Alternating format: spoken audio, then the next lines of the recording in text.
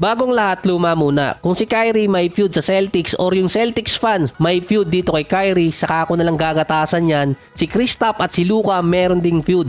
Ayon yan kay Chandler Parson. Hindi gusto ng isa't isa na magkasama sila sa Dallas. Kasi noong time na nag-retire si Dirk Nowitzki, naghahanap na ng papalit na franchise player. Actually, ito yung isa sa mga unang video ko dating gamit ko pa yung AI para sa voiceover na nag-trending ng 2019. Prior sa matrade si Porzingis sa Dallas. Wala lang, shiner ko lang. Nung na-trade si Porzingis sa Dallas, nagpapagaling pa lang siya sa injury noon. Wala na din si Carmelo Anthony sa Knicks dahil after ng meeting ng Knicks, nalaman nilang gustong magpa-trade ni Porzingis. Kaagaling din niya sa All-Star selection.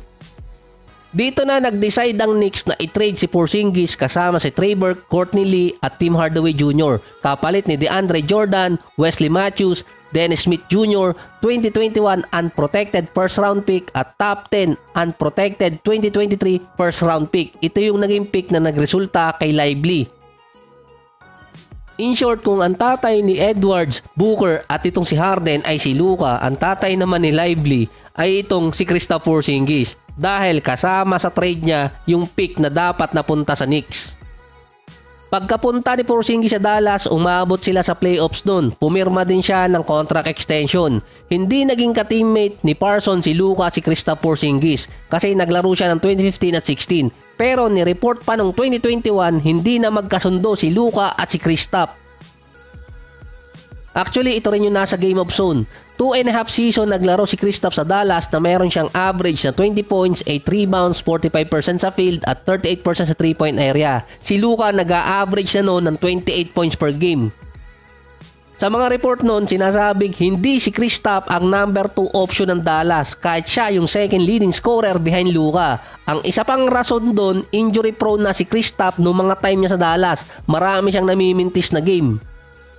Ball dominant na noon si Luka since dumating pa siya sa Dallas. Hindi rin alam kung paano magpipit yung dalawang player. Sinagot din ni Kristaps na hindi niya alam kung ano ang magiging role niya going forward sa Mavericks after malaglag ng Dallas versus Clippers noong 2021. Sa mga report din, pinatatamaan di umano ni Porzingis si Luka kada interview, lalo na kapag hindi siya nakakascore ng mataas. May terms pa doon na kusang gumagalaw yung bola. Parang kay Dirk at kay Jason Terry dati na hindi naman talaga feud yun, pero literal na kinall out ni Dirk si Jason Terry nung finals. Sinabi din ni Mark Cuban at ni Jason Kidd na walang feud sa pagitan ni Luka at ni Porzingis, pero ang sinabi sa report doon kaya nagalit si Luka kay Porzingis dahil sinira nito yung protocol ng Dallas nung playoffs. Nag-James Harden si Kristaps dahil pumunta siya sa club during playoff run nila versus sa Clippers.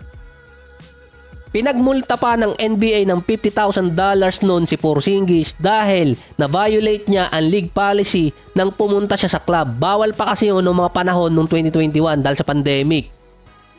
After ng 2021 season or playoffs, gusto nang i-trade ng Dallas paalis sa kanila si Porzingis. Ang Dallas din naghahanap noon ng kapalit kaso wala silang cap space at mahirap ding i-trade yung natitirang mahigit $100 million na kontrata ni Porzingis. Noong mid-season ng 2022, tinrade si Porzingis sa Wizards kapalit ni Spencer Dinwiddie at Davis Bertans. Ganong kababa na ang balyong binigay sa kanya. After naman ng 2022 season, nang malaglag ang Wizards at ang Dallas nasa West Finals, sinabi ni Kristaps na wala silang feud ni Luka. Misconception lang yun sa dalawa. Noong December 2023 sa podcast ni Redick, ang sinabi ni Kristaps noon kung meron siyang natutunan sa Dallas, maturity. Si Luka noon 20 to 22 years old pa lang. Ando na si Kristaps na 24 to 26 years old.